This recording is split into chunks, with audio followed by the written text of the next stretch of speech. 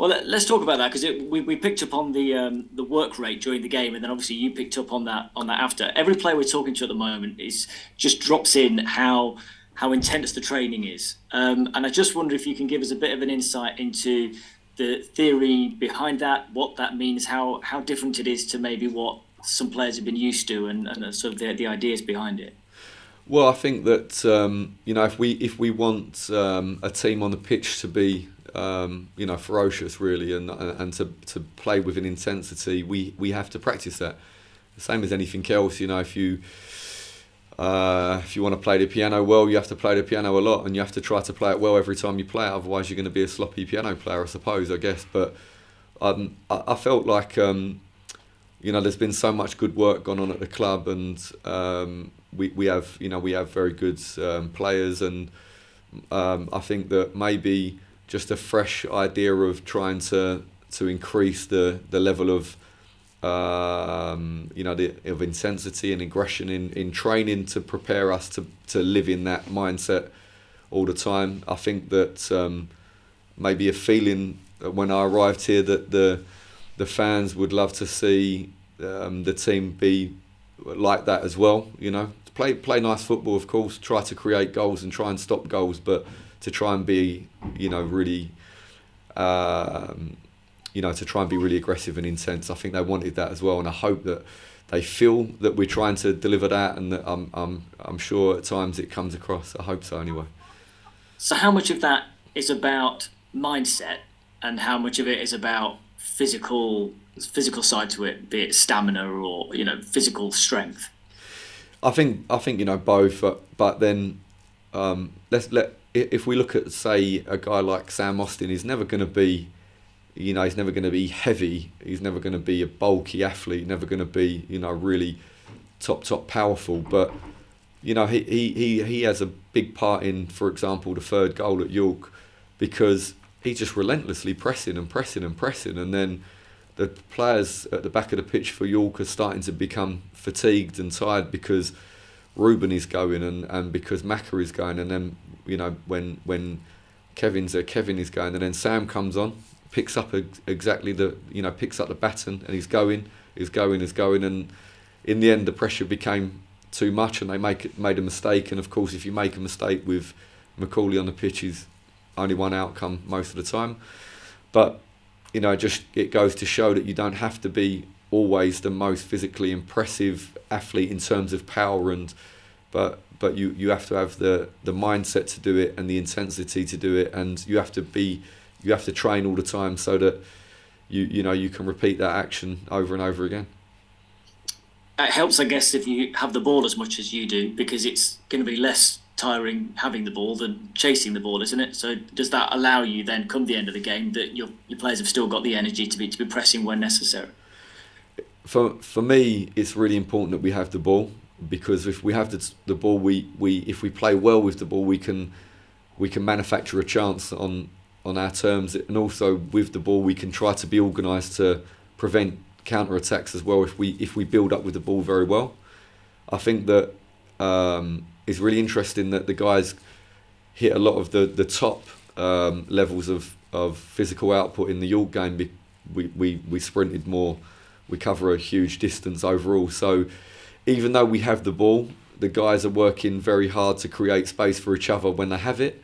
And then, of course, when they lose the ball, they put down this really, really heavy barrage of pressure with a great reaction that we train every day to try and make sure that we have that reaction instantly to a turnover. But they are working extremely hard, even though we have the ball. It's probably surprising a little bit. I think that because we have the ball, but we try not to waste too many passes, we're very forward thinking with the ball. It doesn't allow too many times where the players can just rotate the ball around the pitch nicely and maybe rest. Maybe I'm demanding too much that they go forward. I think everyone wants to see the team attack, so we try to have the ball, but really I think we have a lot of it because we get it back very, very quickly, and we actually sometimes turn the ball over fairly quickly. We attack fairly quickly and maybe lose the ball in the final third, but we gain it back quickly.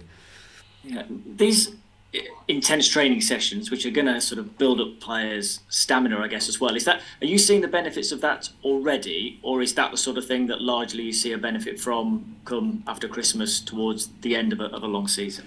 It's difficult to know at the moment. That's the truth. I think that we must maintain we must maintain the intensity and the volume of training.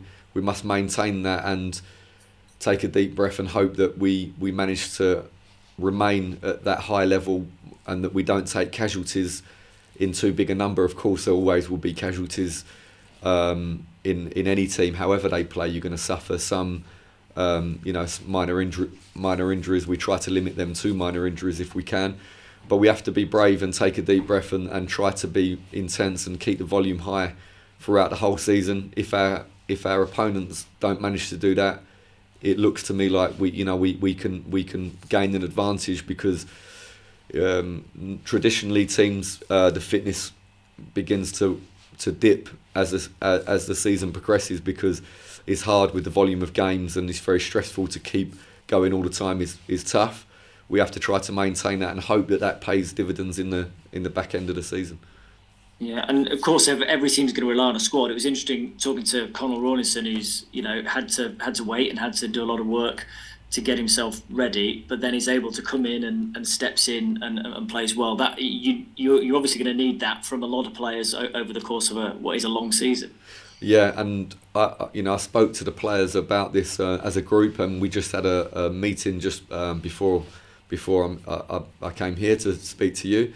With the defenders in the whole squad, and we talk as a group about the fact that everybody does the same work, everybody's included in the work, and we have tactical games where we have two groups of players all rehearsing the demands that I set for the team. They're all practicing whatever team you're on, whatever combination.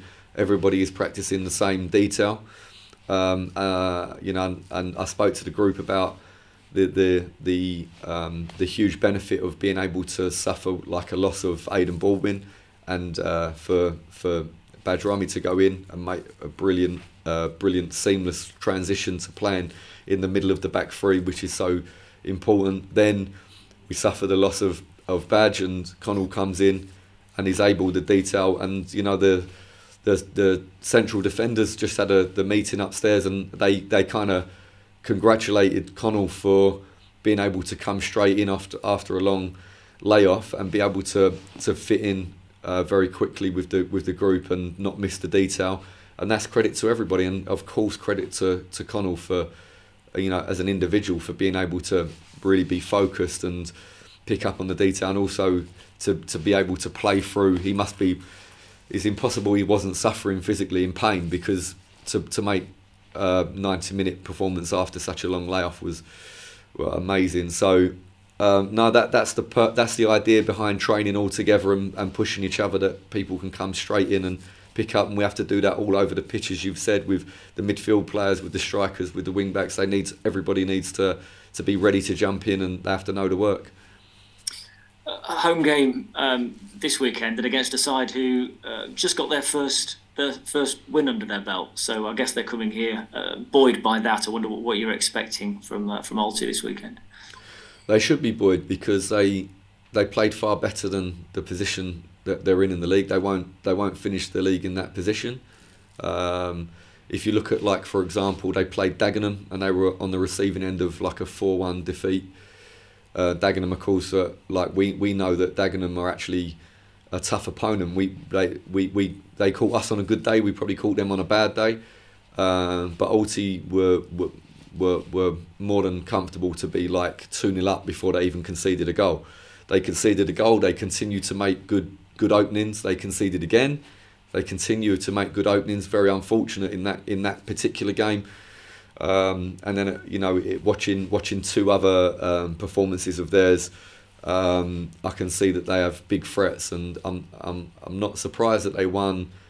The first game. I'm surprised it took that long, and so I think the message to the squad is like, look, that don't look at the league position and read anything into that. And we showed today the squad the quality actions that they created in a few of their games. that they didn't win, and I think everyone can see the threat that they have. Just finally, have you got any other players? You talk about those injuries. Anybody back? And obviously, you've sort of rested Kedwin last week after he'd sort of come off in the Dorking game. Any sort of news on fitness of players this week?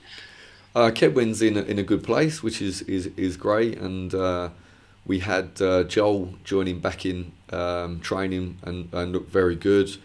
We have to put Joel in stages into training, so he's not completely ready to do every action.